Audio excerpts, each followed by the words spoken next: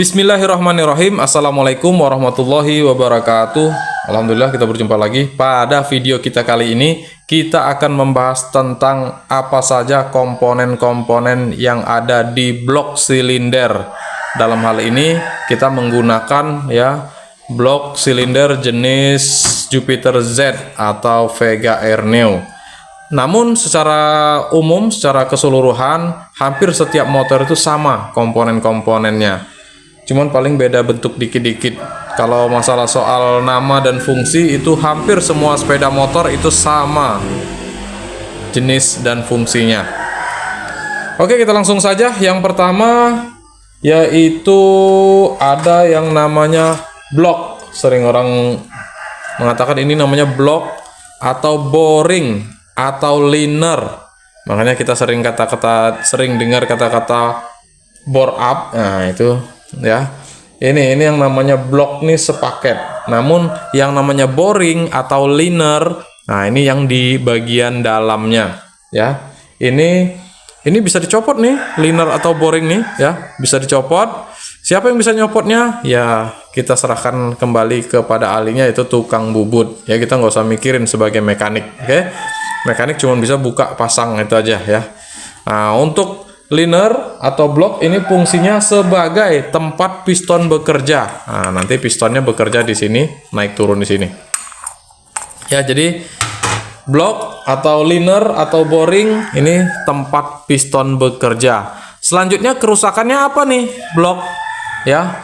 Blok biasanya kerusakannya baret di bagian dalam. Nah, ini ada gores-goresan ya. Menggores hatimu ya.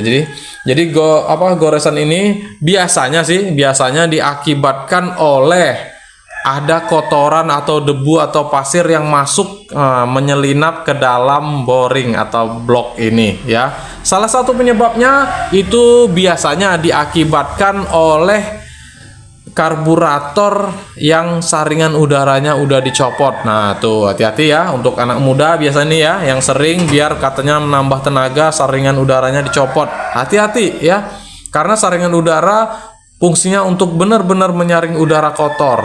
Kalau saringannya dicopot atau kalau saringan udaranya kotor, itu kotoran otomatis akan masuk ke ruang bakar dan bisa masuk ke blok atau liner ini dan bisa menggores menggores blok liner ini ya.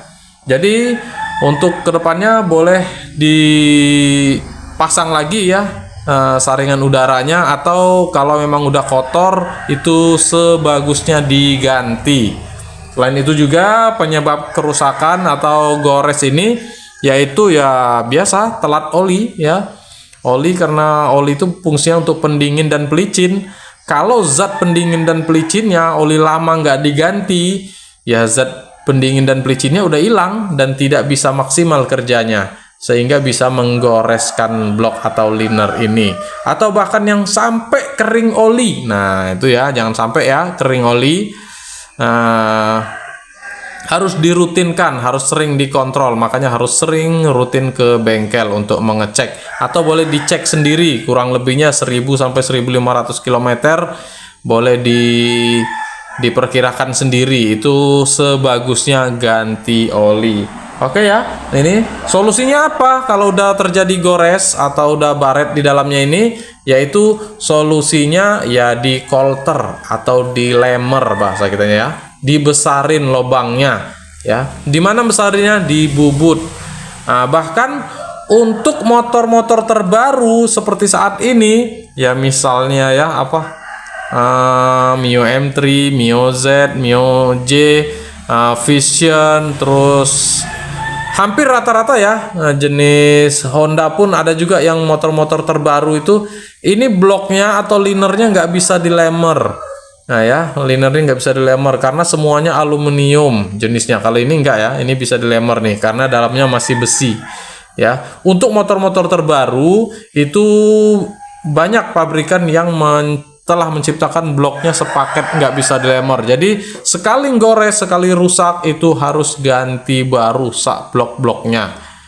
Oke ya, itu aja untuk pengetahuan tentang blok. Next, selanjutnya yaitu ada komponen di blok silinder, isinya yaitu namanya piston atau seher ya. Piston atau seher ini fungsinya untuk menghisap bahan bakar, mengkompresi bahan bakar, menerima hasil ledakan, dan terakhir mendorong sisa-sisa hasil pembakaran. Jadi pistonnya fungsinya kerjanya naik turun gitu ya, menghisap, mengkompresi, usaha atau kerja, terakhir membuang sisa-sisa hasil pembakaran ya, kerjanya di dalam ini. Oke ya, itu kerjaannya. Kemudian pistonnya digerakkan oleh askruk. Nanti di sini ada askruknya ya. Terus kerusakannya apa piston? Dia sepaket. Piston dengan blok kerusakannya sepaket. Kalau bloknya terjadi ada kotoran, ada gores, otomatis pistonnya pun ikut menggores karena dia kerjanya sama di dalam ya. Jadi ngikutin aja, pistonnya ngikutin. Kalau ada kotoran, otomatis bloknya gores, pistonnya gores juga. Solusinya apa? Bisa di kolter. Kalau yang memang bloknya masih bisa dilemar atau di kolter, dibesarin, boleh pistonnya ganti yang lebih besar ukurannya. Misalnya ini ukurannya 0, itu ini 53 ya, boleh. Atau oversis kalau biasanya. Oversis 25, oversis 50 gitu ya. Oke, next. Kemudian untuk tanda piston mungkin ya, untuk mengetahui saja, untuk pengetahuan, tanda piston ini biasanya ada tanda in. Nah, tulisan in itu letakkan pada bagian atas ya. Kalau kita masang nanti piston, innya taruh di bagian atas. Kemudian kalau untuk misalnya ada tandanya tanda panah, itu tanda panah itu biasanya arahkan ke bawah ya. Kalau tanda panah arahkan ke bawah. Kemudian apa? Tanda titik, ada juga tuh tanda titik ya. Tanda titik itu juga di bawah ya. Tanda titik di bawah, tanda panah ke bawah, segitiga pun arahkan ke bawah. Cuman in aja nih yang letaknya di atas ya. Atau apabila tidak ada tandanya, itu mungkin boleh di belakangnya dicek itu pakai pen piston ya. Diukur celahnya, mana celah yang lebih sempit, itu yang letakkan pada bagian atas. Tapi jarang ya, nggak ada tandanya ya. Biasanya hampir semua jenis piston ada tandanya. Oke ya, ini untuk piston. Kemudian selanjutnya ada juga pen piston.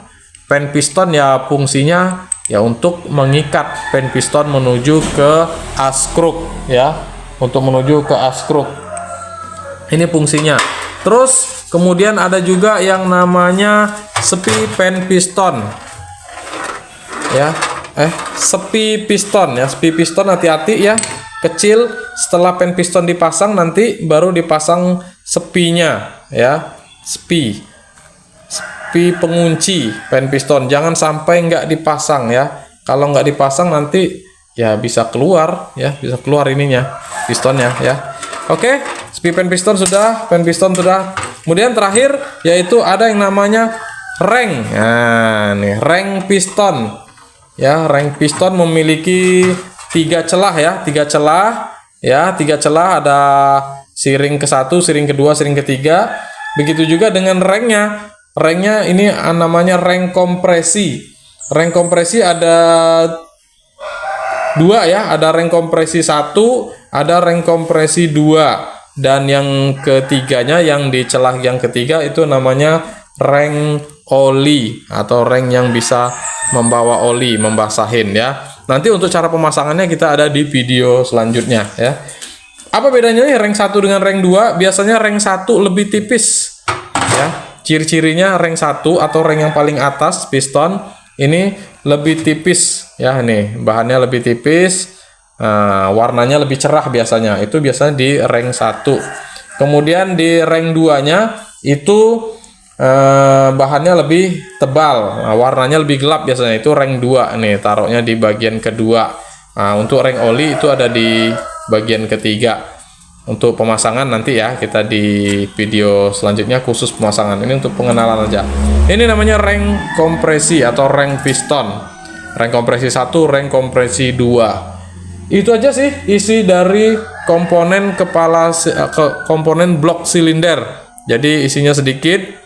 Dan insya Allah kita bahas terus nanti komponen-komponen sepeda motor ya untuk video selanjutnya. Demikianlah ya, semoga bermanfaat. Semoga yang bisa mendapat manfaat, insya Allah ya, kita bisa sama-sama belajar, sama-sama untuk dipraktekkan. Oke, demikianlah. Wallahu a'lam bishawab. Wabillahi taufiq wal hidayah. Wassalamualaikum warahmatullahi wabarakatuh. Jangan lupa ya, subscribe-nya, biar kita semua bisa bahagia dunia dan akhirat. Amin amin ya rabbal alamin.